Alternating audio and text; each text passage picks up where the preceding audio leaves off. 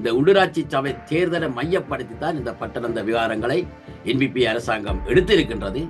ஒரு கட்டத்திற்கு மேல் அதை கொண்டு அதன் முழுமையான விசாரணைகள் அவர்கள் நடத்த மாட்டார்கள். இது சிங்கள பிரதேச மக்களுக்கு அது ரெண்டு பொம்மைகள், சுமந்திரனுடைய ரெண்டு பொம்மைகள் சொல்ல செய்யும். அதன் பின்பு என்ன செய்தார் என்று சொன்னால், சிறுதரனை கையாளுவதற்காக ஒரு குறிப்பிட்ட கட்டத்துக்கு மேல் அவர்களால் நகர முடியாது. ஏனால் மகிந்த கோத்த அந்த ஃபேமிலியே அவர்களை இறக்கி பிடிக்கும். சிறிதரன் கையில் பொதுச்சபை உறுப்பினர் பெரும்பான்மை அவர்கிட்ட கட்டுப்பாடான் இருந்தது. உறுப்பினர் ஆதரவு அவர்கிட்ட இருந்தது, கட்டுப்பாடு என்றதை விட ஆதரவு அவர்கிட்ட இருந்தது. இந்த பெரும்பான்மை ஆதரவை எப்படி சிறிதரன் இழந்த? இதுக்கு காரணம் சுமந்திரனா சிறிதரனா?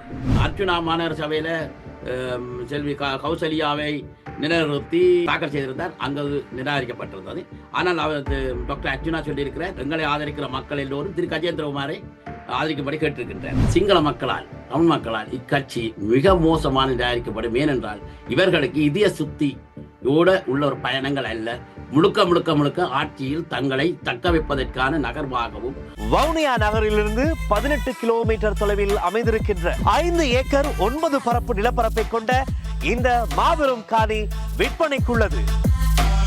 அரசியலில் நகர்த்தப்படும் காய்கள், திரைமறைவில் நடக்கும் ரகசிய பீரங்கள், உலகத் தமிழர் அறிந்தேயாக வேண்டிய உண்மைகளை தேடி ஒரு உடறுப்பு.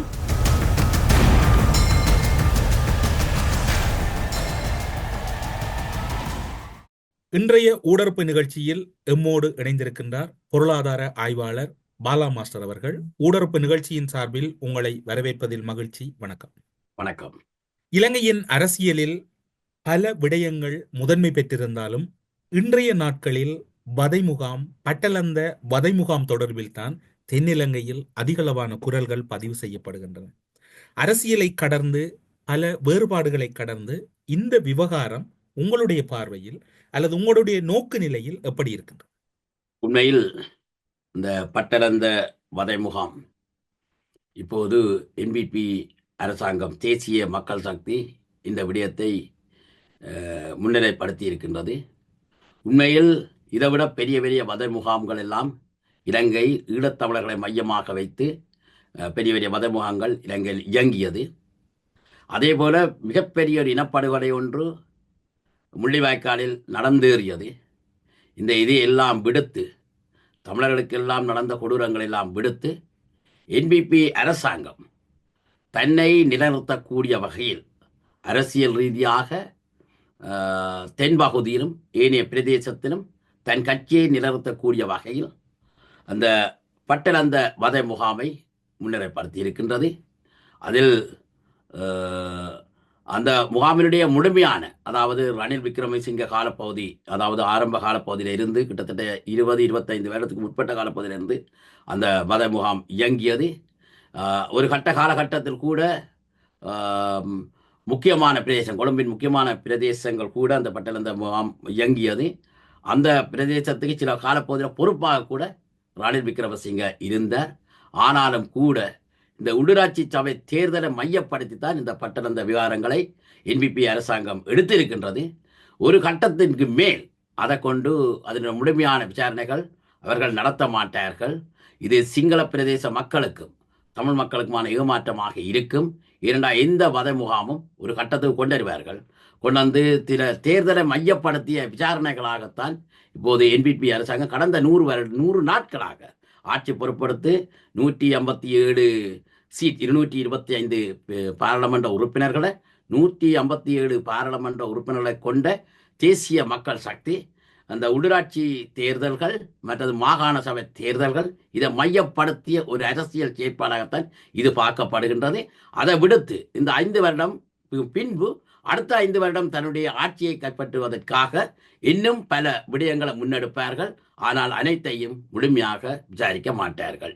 அப்படியாயின் இந்த விசாரணை என்பது ஒரு குறிப்பிட்ட கட்டத்தின் பின்னர் முன்னகர்ந்து செல்வதற்கு வாய்ப்பு இல்லை என்று எடுத்துக்கொள்ளலாம். நிச்சயமாக அனைத்து விசாரணைகளுமே நீங்கள் பார்க்கலாம். ஆட்சிக்கு வருகின்ற பொழுது உடனடியாக ஜனாதிபதி தேர்தல் முடிந்தவுடன் நிறைய வாகனங்கள் கைப்பற்றப்பட்டது.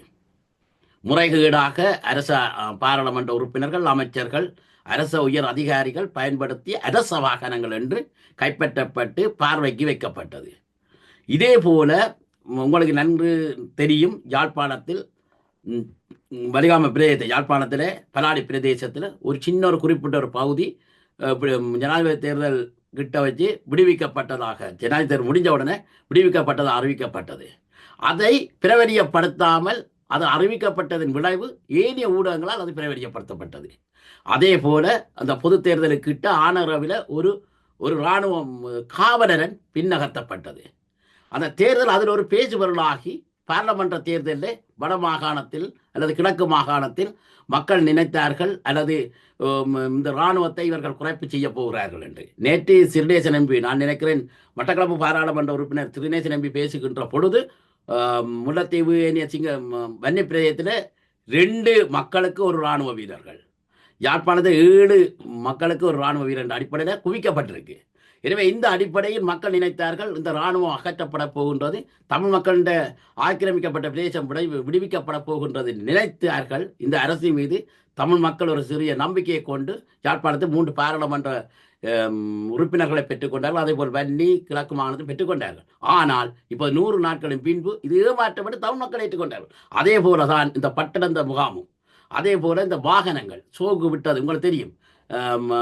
முக்கியமான ஒரு இடத்துல ஒன்றத்தான் அந்த வாகனத்தை பார்வைக்கு வைத்தார்கள். இன்றைக்கு அவர் வாகனத்தை வைத்திருந்தவர்கள் மீது என்ன நடவடிக்கை எடுக்கப்பட்டது, யார் மீது வழக்கு தொடுக்கப்பட்டது, அதன் பின்பு அவர் வருகின்ற பொழுது மஹிந்த ராஜபக்ச மீது அல்ல கோத்தபாய ராஜபக்ச மீது தாங்கள் அப்படி எடுப்போம் நடவடிக்கை, ஊழலை எடுப்போம், ஊழலை ஒழிப்போம், வெளிநாடுகளுக்கு செல்வோம், வெளிநாடு வங்கிகள் இருக்கிற காசை கொண்டிருவோம் என்றெல்லாம் சொன்னார்கள். என்னத்தை செய்தார்கள்? பின்பு ஒரு குறிப்பிட்ட கட்டத்துக்கு மேல் அவர்களால் நகர முடியாது. ஏனால் மஹிந்த கோத்த அந்த ஃபேமிலியே அவர்களை இறக்கி பிடிக்கும். அதே போல நேர தேசபந்து இப்போ பொலிஸ்மா அதிபர், அது அவருடைய இளைஞருடைய பொலிஸ்மா அதிபராக இருந்தவரை கூட 20 நாள் சென்றது அவரை நீதிமன்றத்துக்கு கொண்டு வருவதற்கான கைது செய்வதற்கு. ஆனால் கைது செய்ய முடியல, அவரை நீதிமன்றத்தில் வந்துட்டார். ஆனால் அதே கூட பேச்சு பொருளாக்கிறார்கள் இந்த உள்ளூராட்சி சபை தேர்தலில். இன்றைக்கு கொண்டு வந்து பாருங்கோ, தப்பி ஓட முடியாமல் நாங்கள் 5 அல்லது 6 போலீஸ் குழுக்களை அமைத்து இவருக்கு நெருக்கடியை கொடுத்து இங்கே கொண்டு நீதிமன்றத்துக்கு கொண்டு திட்டம் பண்ணதை ஒரு பேச்சு பொருளாக்கி, அது ஒரு குறிப்பிட்ட அவர் செய்தது மிக பெரும் தவறு. ஆனால் இந்த விசாரணைகள் எல்லாம் முழுமை பெறாது. அங்கே ஒரு கொட்டைகளுக்கு பக்கத்தில் சுடப்பட்டது, கொல்லப்பட்டவர்களுக்கு ஒரு நீதி கிடையாது. இது ஒரு தேர்தலை மையப்படுத்திய ஒரு அரசியல் விவகாரங்களாக இந்த என்பிபி அரசாங்கம் முன்னெடுக்கின்றது.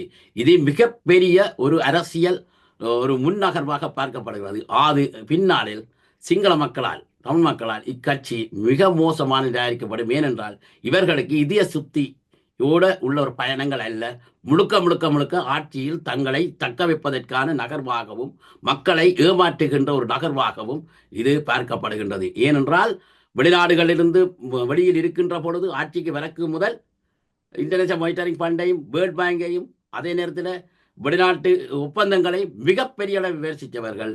இன்று இதே கட்சி அந்த வெளிநாட்டு ஒப்பந்தங்களையும் வெளிநாட்டு வங்கிகளுடைய IMF இன்டர்நேஷனல் மானிட்டரிங் ஃபண்ட் அவையின் நிதியையும் பெறுவதற்காக முன்னின்று நகர்வதையும், அதற்கான அக்ரிமெண்டில் முன்னின்று சைன் வைப்பதையும், வெளிநாட்டு ஒப்பந்தங்களை நிராகரிப்போம் என்று போலியாக சொல்லி உள்ளார்ந்த ரீதி அதை ஏற்றுக்கொள்வதையும் நாங்கள் தெளிவாக பார்க்கலாம். இது ஒரு நீண்ட காலத்துக்கு நீடிக்காது, மிக போலியான ஒரு அரசாக இது பார்க்கப்படுகிறது.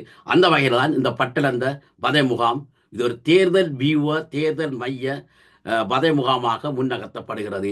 இதில் பாதிக்கப்பட்டவர்களுக்கு நீதி கிடைக்கப் போவதில்லை என்பது தெளிவு. நீங்கள் குறிப்பிடுகின்ற போது உள்ளூராட்சி சபை தேர்தல்களையும் ஆங்காங்கே தொட்டு சென்றீர்கள். இப்போது உள்ளூராட்சி சபை தேர்தலுக்கான வேட்புமனு தாக்கல் நிறைவு பெற்றிருக்கின்றது. தேர்தலுக்கான திகதிகளை கூட தேர்தல் திணைக்களகம் உத்தியோகபூர்வமாக அறிவித்திருக்கின்றது.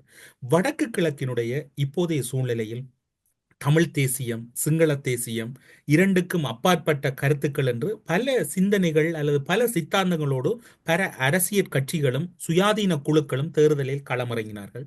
பலருடைய வேட்பு மனுக்கள் நிராகரிக்கப்பட்டிருக்கின்றன. வடக்கு கிழக்கில் இந்த உள்ளூராட்சி சபை தேர்தல் உங்களுடைய பார்வையில் எப்படி தென்படுகிறது? எங்களுக்கு தமிழ் மக்களுக்கு இருக்கிற கரிசனைகளும் கவலைகளும் என்னென்றால், வடக்கு கிழக்கு பிரதேசத்தில் எப்பவுமே தமிழ் மக்களின் கையில தான் இந்த பாராளுமன்ற தொகுதி, பாராளுமன்ற உறுப்பினர்கள் தமிழ் தேசிய சார்ந்த கட்சியில்தான் பெரும்பான்மையாக இருப்பது வழமை. ஆனால் இந்த முறை கடந்த தேர்தலில் மட்டும்தான் யாழ்ப்பாணத்தில் மட்டும் யாழ் தேர்தல் தொகுதியில் மட்டும் 3 பாராளுமன்ற உறுப்பினர்கள் வந்து சிங்கள தேசிய கட்சி என்று சொல்லப்படுற சிங்கள தேசிய மக்கள் சக்தியிடம் சென்று விட்டது. கிளிநொச்சி அதாவது பிரியத்தைச் சேர்ந்த யாழ் தேர்தல் தொகுதியிலிருந்து திரு ஸ்ரீதரன் மட்டும் அதில் வென்றார். இப்போ என்னென்னு சொன்னால் இதில் ஒரு செய்தி இருக்கின்றது. என்னென்னு சொன்னால் அப்போ வடக்கு கிழக்கிலும் பரவலாக தேசிய மக்கள் சக்தி பாராளுமன்ற தொகுதிகளில் வென்றார்கள். இப்போ மக்களுடைய உண்மையான எங்களோட தேசியம், தமிழ் தேசியம் நிலைநிறுத்தப்படுவதற்கான ஒரு தேர்தலாக இது உற்று பார்க்கப்படுகிறது.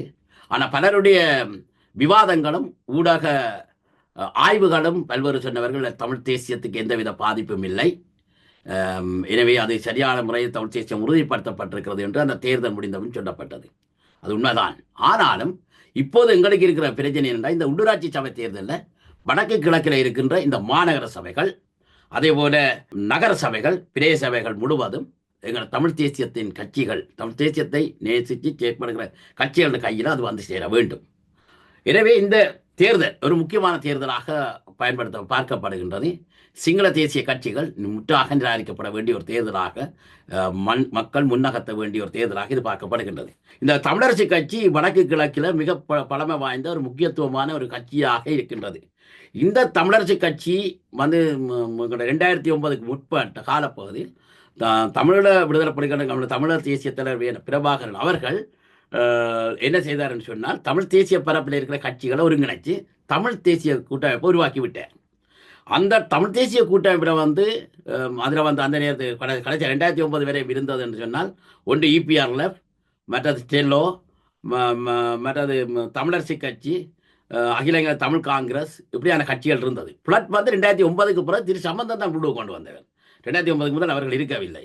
எனவே இந்த கட்சியில் வந்து பிரதான கட்சியாக முதல் இருந்தது வந்து தமிழரசு கட்சி.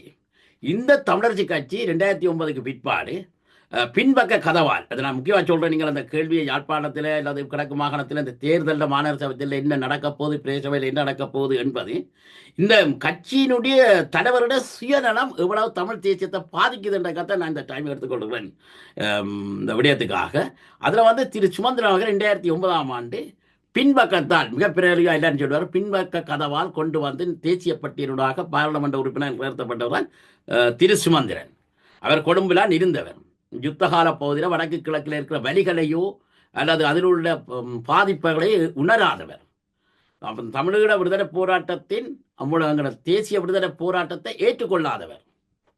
தமிழ் மக்களின் நிரந்தர விடுதலை தமிழ் ஈழம் தான் என்பதை ஏற்றுக்கொள்ளாதவர். தமிழ் மக்களுக்கு அதிகூடிய சமஷ்டி தான் கொடுக்கப்படணும் என்றதை ஏற்றுக்கொள்ளாதவர். வாய்மொழி சும்மா சமஷ்டி சொல்றார், அது வேற. அது ஒன்றுபட்ட இலங்கைக்கான சமஷ்டி தான் அவர் சொல்றது. எனவே மக்களுக்கு, தமிழ் மக்களுக்கு நடந்த பேரவலம், இனப்படுகொலை 1948க்கு பிறகு இலங்கைக்கு சுதந்திரத்தை பிரித்தானியா கொடுத்த பின்பு தமிழ் மக்கள் திட்டமிடப்பட்டு மிக திட்டமிடப்பட்ட ஒடுக்கப்பட்டு அழிக்கப்பட்டு வந்தது. அது ஒரு தமிழ் தேசிய இனம். இந்த ஒடுக்கப்பட்ட அழிக்கப்பட்ட இனம் வந்து 2009ஆம் ஆண்டு மிகப்பெரிய அளவில் இனப்படுகொலையை எதிர்நோக்கி தமிழீழ விடுதலை போராட்டம் மௌனிக்கப்பட்டது. அந்த இனப்படுகொலையை உள்நாட்டு நீதி பொறுமையினராக நீதி கிடையாது. நேற்று நீங்க பார்த்திருக்கலாம், நேற்று முந்த நாள் UNBயை சேர்ந்த திருமதி மகேஸ்வரன் அவர் சொல்லியிருக்கிறார். யாழ்ப்பாணம் UNBயை சேர்ந்தவா தொலைச்சி UNBயில கட்சியில போட்டிடுறான். இப்போ தாக்கல் செய்திருக்கிறோம் மாநகர சபைக்கு. அந்த UNBயை சேர்ந்த அவாவே சொல்றா, அந்த கட்சிக்கு இருந்தோண்டே சொல்றா, தமிழர்களுக்கு இனப்பாடுகளுக்கு எந்த அரசிடமிருந்து நீதி கிடையாது. அதுக்குள்ள இருக்கிறவனே சொல்றான். உண்மையில சாதாரண எந்த தமிழனுக்கும் உள்நாட்டு பொறிமுறையில், உள்நாட்டு நீதியில, அது நீதி பொறிமுறைகளாக நீதி கிடைக்க இலங்கை அரசாங்கம் விடாது, எந்த அரசும் விடாது, எந்த கட்சியும் விடாது, திங்க தேசிய கட்சி. எனவே இலங்கைக்கு வெளியில தான் தமிழ் மக்களுக்கான இனப்படுகளுக்கான நீதி கிடைக்கும் என்றதை அதை நீத்து போக பண்ணுவதில் சுமந்திரனின் பங்கு பெரும் பங்கு. இப்படியாக பின்பற்றத்தை கொண்ட திரு சுமந்திரன் அந்த கட்சிகள் தமிழரசு கட்சிக்குள் வந்திருந்து கொண்டு பின்பக்கமாக வந்த பாராளுமன்ற தமிழ் தேசிய பட்டியலினூடாக பாராளுமன்ற முதல் செஷனில் வந்திருந்தார் 2009 பிறகு. பின்னாளில் 2015 நடந்த தேர்தலில் வந்து தமிழரசு கட்சியினுடைய ஒட்டுமொத்த தமிழ் தேசிய கூட்டமைப்பின் ஒட்டுமொத்த பலத்தினால் MP ஆகினார். அவருடைய அப்ப சுமந்திரனை தெரியாது. யாழ்ப்பாணத்து மக்கள் வாக்கு போட்டது தமிழ் தேசிய கூட்டமைப்பு தான் போட்டது, சுமந்திரனை போடையில். அதனுடாக ஒருக்க வந்துட்டேன். ஆனால் அவருக்கு பிறகு அவர் இலங்கை அரசாங்கத்தோட ஒன்றுபட்ட இலங்கைக்குள் தீர்வு என்று சொல்லி மைத்திரிபால சிறிசேன திரு ரணில் விக்ரமசிங்க அந்த ஆட்சியில் நல்லாட்சின்னு சொல்கிற பொய்யாட்சியில் வந்து அவர்களோட பேச்சு வந்து ஐக்கியராட்சி என்று சொல்லி ஒரு உடன்படிக்கையை வந்து ஒரு அரசியல் திருத்த ஜாப்போடு எழுதினவை ஐக்கியராட்சியை. அதில் அவர் தெளிவாக சொல்லி கொண்டிருந்தார். சுமந்திரன் வடக்கில் வந்து ஒரு பிரச்சாரம் செய்கிறது கிளிநொச்சியில் ஒரு கதை. அப்போ தான் அந்த ஸ்ரீதரனோட நெருக்கமான உறவுகள் கிளிநொச்சியில் வந்து ஒரு கதை மக்களை ஏமாற்றக்கூடியவர் இந்த சமஷ்டி இருக்கு என்று சொல்றது. யாழ்ப்பாணத்தில் ஒரு கதை, வெளிநாட்டில் ஒரு கதை, கொழும்பில் வந்து சிங்கள மக்களை சொல்றது. இது ஒன்றுபட்ட இலங்கைக்குள் ஒரு பிரிக்கப்பட முடியாத, பிரிவிட முடியாத, மிகவும் சோங்கான, பிரிவினை கேட்க முடியாத ஒரு ஒரு ஒரு ஆட்சி முறைதான் இந்த ஐக்கியராட்சிய என்று சொல்லி அங்கே பிரச்சனை. அப்படி ஒன்றுபட்ட இலங்கையை பலப்படுத்தக்கூடிய, அதாவது இப்போது நீங்கள் பார்க்கலாம் 6வது திருத்தச் சட்டம் தான் சொல்லுது நாங்கள் தமிழிடம் கேட்க முடியாது, பிரிவினை கேட்க முடியாது. ஒரு சட்டம், திருத்தச் சட்டம். இப்போ அதுக்கப்புறம் 20-21 திருத்தச் சட்டம் வந்துட்டு அதில் ஒரு திருத்தச் சட்டம். ஆனால் ஐக்கியராட்சியம் என்ன சொல்லுதுன்னு சொன்னால் அந்த திருத்தச் சட்டமே ஜாப்பா மாறுது, அரசியல் ஜாப்பாக மாறுது. அதுக்குள்ள வருது என்ன, பிரிவினை கேட்க முடியாது, நிரந்தரமாக கேட்க முடியாது. அப்படி ஒரு ஜாப்பை எழுதுவதற்கு முன்னின்று உடைத்துக் கொண்டிருந்த திரு சுமந்திரன் பிறகு அந்த அரசு தோக்குகின்ற பொழுது, அது அந்த அரசு பின்னடைகின்ற பொழுது அவர் ஒரு வாக்குறுதியை கொடுத்திருந்தார் தமிழ் மக்களுக்கு. நான் எப்படியும் ஒரு அரசியல் ஜாப்பை கொண்டறிவேன், அது தமிழ் மக்கள் அதனூடாக நன்மை அடைவார்கள், தீர்வை பெற்றுக் கொள்வார்கள், இல்லைன்னா நான் ரிசைன் பண்ணுவேன் என்று சொல்லி அது காத்துல விட்டு மக்கள் ரிசைன் பண்ணுறேன்னு சொன்ன நீங்கள் ஒன்றும் பெரிய இல்லையேன்னு சொன்னீங்க. அது வேற ஒரு காரணம். அவர் இலங்கை தமிழரசு கட்சியின் பதில் பொதுச் செயலாளர், அதாவது நிறைவேற்று அதிகாரமுடைய ஒரு கட்சியினுடைய பொதுச் செயலாளராக இருக்கின்றார். அவர் தெளிவாக சொல்றேன். அதுக்கு பதில் உண்மையில கேள்வி. உண்மையில பிறகு என்ன செய்தார் என்று சொன்னால் அந்த தமிழரசு கட்சிகளை பின்னால் பிறகு திரு மாவை சேனராசா அவர்கள், அமரர் மாவை சேனராசா ஒரு ஸ்ட்ராங்கான லீடர் அல்ல, மூத்த பழைய ஒரு தலைவன், ஆனால் ஸ்ட்ராங்கா முடிவெடுக்கும் தலைவன் அல்ல. எனவே அது பற்றி எல்லாருக்கும் தெரியும். ஆனால் அதன் பின்பு கட்சிக்குள் நடந்த ஒரு தேர்தலில் கிழக்கு மாகாணத்தில் இருக்கின்ற மத்திய குழு உறுப்பினர்கள், பொதுக்குழு உறுப்பினர்கள் என்ற பெரும்பான்மை நெருக்கமான தமிழ் தேசியத்தின் ஆதரவோடு, வடமாகாணத்தில் இருக்கின்ற ஏனைய உறுப்பினர்களும் ஆதரவோடு ஸ்ரீதரன் பெரும்பான்மையை பெற்று தலைவரானார். அன்றில் தொடங்கிய யுத்தம், அந்த யுத்தத்தை திரு ஸ்ரீதரனை அந்த தலைவர் போஸ்டில் இருந்து நிறுத்த வேண்டும் என்பதற்காக திரு சுமந்திரன் தனக்கு அந்த பதவி கிடைக்கல என்று ஏதோ ஒரு வகையில் கொஞ்சம் பேரை பிடிச்சி வழக்க போட்டு விட்டேன். இன்றைக்கு அந்த வழக்கு நடந்து கொண்டிருக்கின்ற அந்த சூழ்நிலையில் திரு சுமந்திரன் எப்படி திரு ஸ்ரீதரன் கையில் இருந்து ஸ்ட்ராங்கா லீடர், தலைவருக்கு பெரும்பான்மை, மத்திய பெரும்பான்மை பொதுச்சபையில் இருந்ததோ அதை படிப்படியாக திரு சுமந்திரனுடைய அணுகுமுறை, அவர் கிழக்கு மாகாணம் வடமாகாணம் எல்லா வீட்டுக்கும் போவார், எல்லாரோடும் அணுகுவார், எல்லா அந்த அணுகுமுறையினூடாக திரு ஸ்ரீதரனுக்கு இருந்த அந்த ஆதரவு அலைகளை குறைத்து அந்த மத்திய குழுவில் பெரும்பான்மையான உறுப்பினர்களுடைய ஆதரவை திரு சுமந்திரன் தனக்கேற்ற விதம் வியூகத்தினூடாக வகுத்து கொண்டார். பின்னால் என்ன செய்தார் என்று சொன்னால் சத்தியலிங்கத்தை தூர நோக்கோட பதில் செயலாளராக போட்டார். அது 2 பொம்மைகள், சுமந்திரனுடைய 2 பொம்மைகள் சொல்ல செய்யும். அதன் பின்பு என்ன செய்தார் என்று சொன்னால் ஸ்ரீதரனை கையாளுவதற்காக தமிழரசு கட்சியின் உபதலைவர் பதவியை சிவஞானம் ஐயா அவர்கள்ட்ட தலைமையில கொடுத்தார். உபதலைவர் பதவியை திரு சிவிகே சிவஞானம் என்னன்னு சொன்னால் திரு சிவிகே சிவஞானமா திரு சத்தியலிங்கமான்னு பார்க்கின்ற பொழுது மிகப்பெரிய சொல்வழி கேட்கிற செல்லப்புள்ள சுமந்திரன் யார் என்றால் எதுக்கும் தலையாட்டாதவர் திரு சத்தியலிங்கம், டாக்டர் சத்தியலிங்கம். அவர் பதில் செயலாளர் இருந்த பதில் செயலாளர் பதவியை அறுக்கின்ற பொழுது இதில் ஒரு விடயம் நடக்கின்றார். தேசிய பட்டியல் பாராளுமன்ற உறுப்பினர் தொகுதி கிடைத்து விட்டது. அதுக்கு உடனே சுமந்திரனுக்கு ஒரு பிரச்சனை ஏற்பட்டு விட்டது. அவர் ஊடகத்தில் அதுக்கு முன்னர் சொல்லிவிட்டார், தோத்த பாராளுமன்ற உறுப்பினர்கள் தேசிய பட்டியலூடாக செல்ல மாட்டார்கள் என்ற ஒரு கண்டிஷனை கொண்டு வந்தார் சுமந்திரன். மற்ற இன்னொரு கண்டிஷனை கொண்டு வந்தவர், கடந்த தேர்தலில் தோத்தவர்களுக்கு இந்த தேர்தலில் போட்டியிடுவதில்லை என்ற திட்டத்தையும் கொண்டு வந்தது சுமந்திரன் தான். சுமந்திரன் நினைச்சா தான் வெல்லுவன் நினைக்கிறார். யாழ்ப்பாணத்தில் யாழ் தேர்தல் தொகுதியில் வெல்லுவன் நினைச்சிட்டார். ஆனால் தேர்தல் தொகுதியில் தோற்றா பிறகு தேசிய பட்டியல் வாய்ப்பு கிடைக்கின்ற பொழுது அவற்ற வாய் சொன்ன சொல்லி காப்பாற்றணும் என்ற பிரச்சனை உண்டு. அப்போ மக்கள் விடாயினும் அவர் போய் தேசிய பட்டியல் பாராளுமன்ற உறுப்பினர் பதவியை பொறுக்கிறது எடுக்கிறது தேரத்தான் ஓடிப்போய் அது வேறு வாய், இது இந்த வாய் என்றுட்டு அவர் எடுக்கத்தான் தேர்ந்தது. மக்கள் விட இல்லை. அப்போ அது டாக்டர் சத்தியம் அது கொடுக்கப்பட்டது. ஏன் கொடுக்கப்பட்டது என்றால் அதில் ஒரு டீல் நடக்கு. சுமந்திரன் சொல்லியிருக்கிறார், பிளே பண்ணியிருக்கிறார், வடமாகாணத்துக்கான மாகாண சபை தேர்தல் வருகின்ற பொழுது அந்த முதலமைச்சர் வேட்பாளராக டாக்டர் சத்தியலிங்கத்தை நகர்த்துகின்ற பொழுது இப்போது தேசிய பட்டியலில் பாராளுமன்ற உறுப்பினராக பெற்றுக்கொண்ட டாக்டர் சத்தியலிங்கம் அந்த தேசிய பட்டியலில் இருந்து விலகி பாராளுமன்ற உறுப்பினர் தொகுதியிலிருந்து பாராளுமன்ற உறுப்பினரிலிருந்து விலகி வடமாகாணத்தினுடைய முதலமைச்சர் வேட்பாளராக செல்லுகின்ற பொழுது அந்த தேசிய பட்டியலை அதனூடாக பாராளுமன்ற உறுப்பினரை பெற்றுக்கொள்வதுதான் சுமந்திரனுடைய நோக்கம். பெரிய செல்லப்பிள்ளை அதே போல CVK சிவஞானம் உபதலைவர் அவரை வைத்துக்கொண்டு தன்னை பலப்படுத்துவது, கட்சிகள் தன்னை பலப்படுத்துவது. இந்த மத்திய குழுவில் திரு சுமந்திரன், அதாவது இலங்கையில் 2 விடயம் கொண்டு நிறைவேற்று அதிகாரம் கொண்ட ஒரு ஜனாதிபதி முறை என்று சொல்லுவார். நிறைவேற்று அதிகாரம் கொண்ட ஜனாதிபதி முறை அது எதையும் செய்யும், அதை சொல்லுவார்கள். அது ஆன பெண்ணாக்கலாம், பெண்ணை ஆனாக்கலாம், மிச்சம் எல்லாத்தையும் செய்யும் என்று சொல்கிறார்கள். அதே போல தமிழரசு கட்சியில் இதுவரை காலமும் இப்படி ஒரு தலைவரும் செய்யாத சர்வ அதிகாரம் கொண்ட ஒரு தலைவராக சுமந்திரன் தன்னை நிலைநிறுத்தி வைத்திருக்கிறார். அதாவது பொதுச் செயலாளர் பதவியை பொருட்படுத்திக் கொண்டு தேசிய பட்டியல் அங்கே கொடுத்துட்டு பொதுச் செயலாளர் பதவியை எடுத்துட்டார். அதை வைத்துக்கொண்டு இன்றைக்கு தலைவரோட முகம் மோசமான முறை கட்சி இருக்கப்படுது. தான் யாரை நினைச்சாலும் முண்டு கொண்டறிவார், தான் யார் நினைத்தாலும் வெளிநகர்த்துவார். அந்த அளவுக்குரிய இருக்கக்கூடியவர் திரு சுமந்திரன் கொண்டிருக்கிறார் கட்சிகளை. இதுக்கு முழு காரணம் ஸ்ரீதரன் தான். இந்த ஸ்ரீதரனை விடுத்துறதுக்கான வியூகங்களை அவர் சுமந்திரன் கச்சிதமாக செய்கிறார். அந்த கிளிநொச்சியில் போட்டியிடுகின்ற அந்த சமத்துவ கட்சி, அந்த சமத்துவ கட்சியை இப்போ கிளிநொச்சியில் ஒரு முடிவை தமிழரசு கட்சி எடுத்தது. என்னன்னு சொன்னால், இந்த மாநகர நகரசபை பிரதேசபை இந்த உள்ளூராட்சி சபை தேர்தலுக்கான முடிவுகளை அந்த மாவட்டத்தினுடைய தமிழரசு கட்சியினுடைய மாவட்ட குழு தான் முடிவெடுக்கிறேன். அந்த பிரதேசபை நகரசபைக்கான வேட்பாளர் நிறுத்துவது முடிவெடுக்கிறேன் ஒரு முடிவு எடுத்து விட்டீங்க. அப்படி முடிவெடுத்த உடனே கிளிநொச்சி மாவட்டத்தை பொறுத்தவரை சிறிதரன் கை தான் ஓங்கி இருக்கின்றது. அவற்றை கையில் கொண்டோட அந்த முழுமையாக அந்த கட்சி இருக்கு. அவர் மிக பலமான ஒரு தலைவராக கிளிநொச்சி மாவட்டத்தை பொறுத்தவர் இருக்கிறார். ஆனால் நான் ஒரு ஊடகத்தில் பார்த்தேன், நான் நன்மையில் சிறிதரன் ஏன் ஒரு தமிழரசு கட்சியின் தலைவராக நிலைநிறுத்தப்பட்ட ஒரு சிறிதரன் எப்படி தன்னைத்தானே அந்த நிலைநிறுத்தலிருந்து அவர் வீழ்ந்து போனார் என்பதுக்கு நல்ல ஒரு உதாரணமாக அந்த உண்மையின் தரிசனத்தை நான் பார்த்தேன். அவருடைய வாகனம் கிளிநொச்சியில் மட்டும்தான் ஓடுது, அல்லது அவருடைய விடயங்கள் கிளிநொச்சிக்கு மஞ்சள்தான் இருக்கு. அவரை தமிழரசு கட்சியின் தலைவராக கொண்டு வருவதற்காக பாடுபட்ட கிழக்கு மாகாண உறுப்பினர்களையோ அது ஏனைய பிரதேச உறுப்பினர்களே சிறிதரன் அந்த பிண்ட பின்பு போய் பார்க்கவில்லை, அல்லது அவர்களோட போய் கலந்து கொள்ளவில்லை, அவர்களோட போய் நலம் விசாரிக்கவில்லை, அல்லது அவர்களோட போய் ஒரு கட்சி ரீதியான விஸ்தரிப்பு தொடர்பான விடயங்களை அலசி ஆராய்ந்ததில்லை. அவருடைய வாகனங்கள் சுத்தி கொழும்பிலிருந்து வவுனியாவுடைய கிளிநொச்சிக்கு வருவதும் கிளிநொச்சிக்குள் ஓடுவதும் யாழ்ப்பாணம் செல்வதும் திருப்பி கிளிநொச்சிக்கு வருவதுமாக இருந்தது.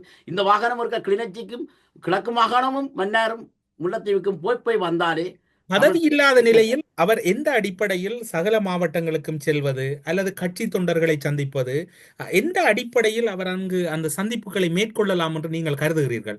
அவரிடம் இருந்த தமிழரசு கட்சியின் பதவிக்கு இடைக்கால தடை உத்தரவு நீதிமன்றம் விதித்திருக்கின்றது. நீங்கள் குறிப்பிட்டது போன்று அவருடைய பதவி திட்டமிட்டு பறிக்கப்பட்டிருக்கின்றது.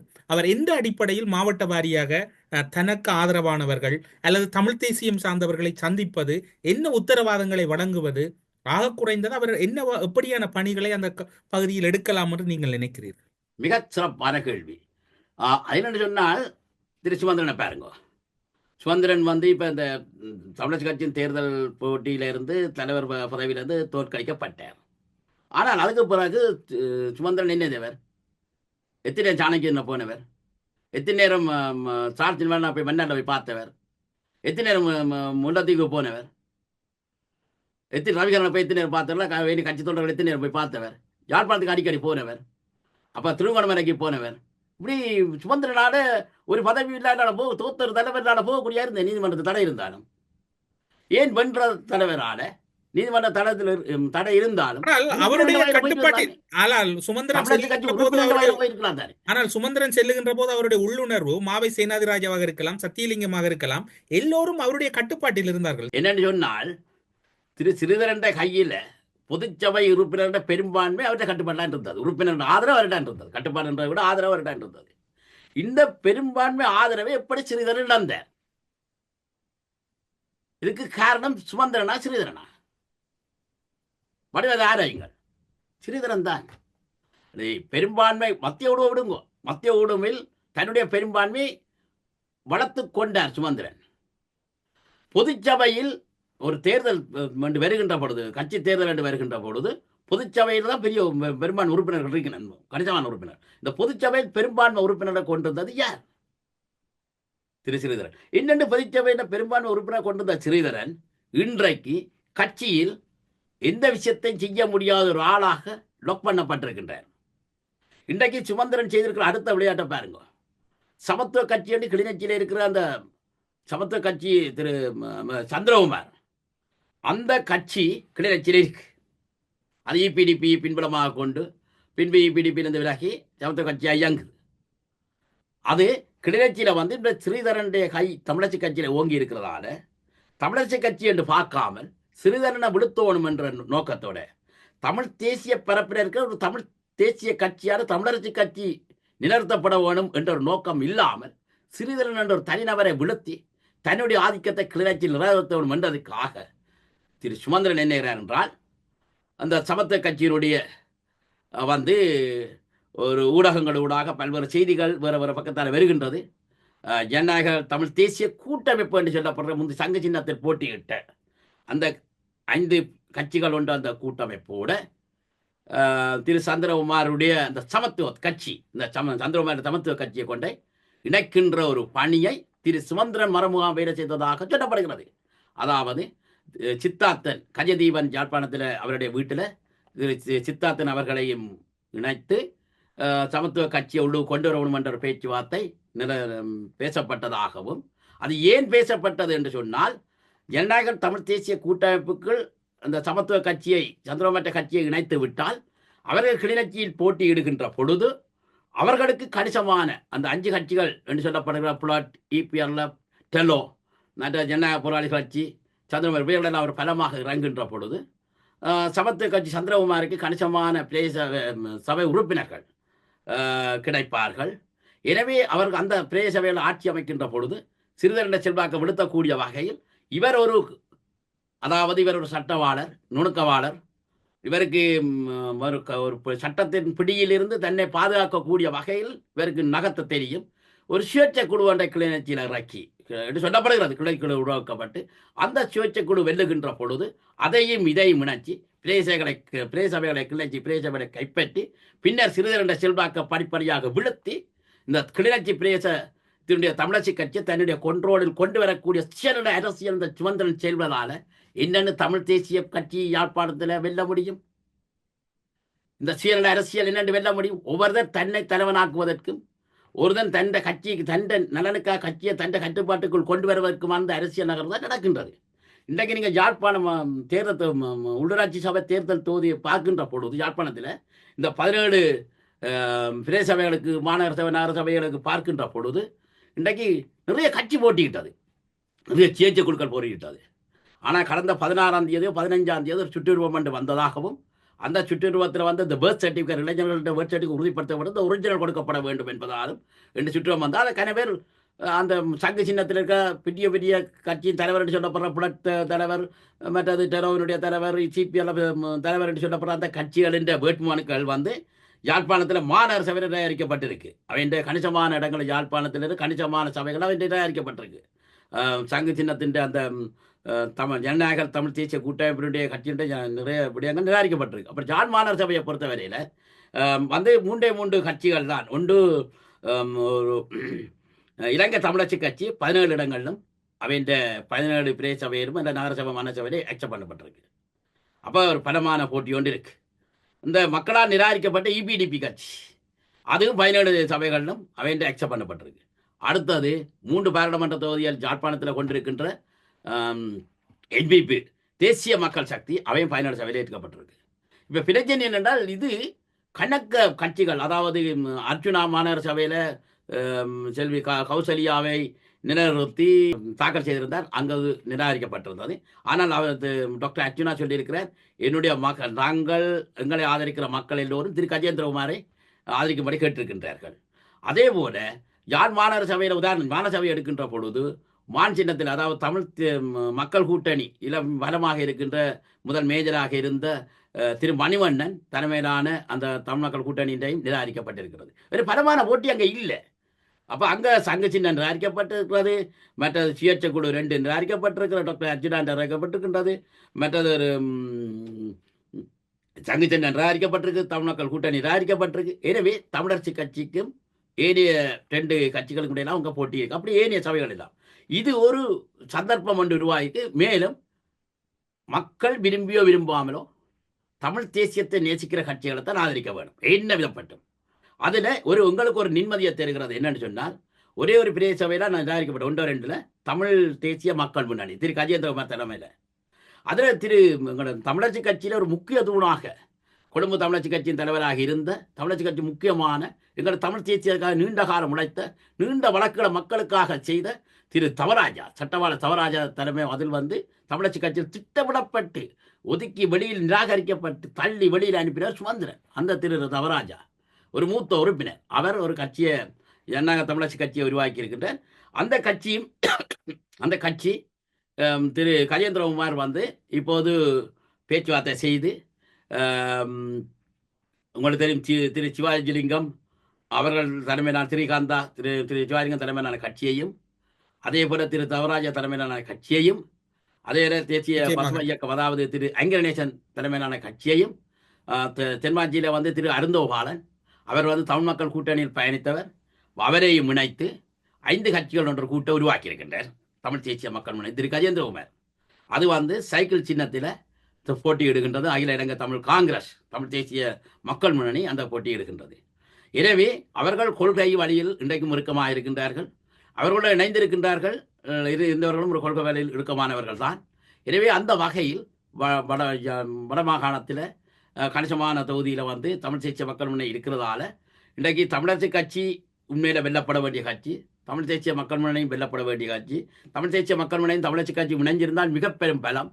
ஆனால் நான் நினைக்கிறேன் சுமந்திரன் இல்லை என்று சொன்னால் திரு கஜேந்திரகுமார் பொன்னம்பல அந்த சமிக்கையை காட்டினவர், இணைந்து பயணிப்ப வேண்டிய சமிக்கையை காட்டினார். அது நிராகரிக்கப்பட்டது.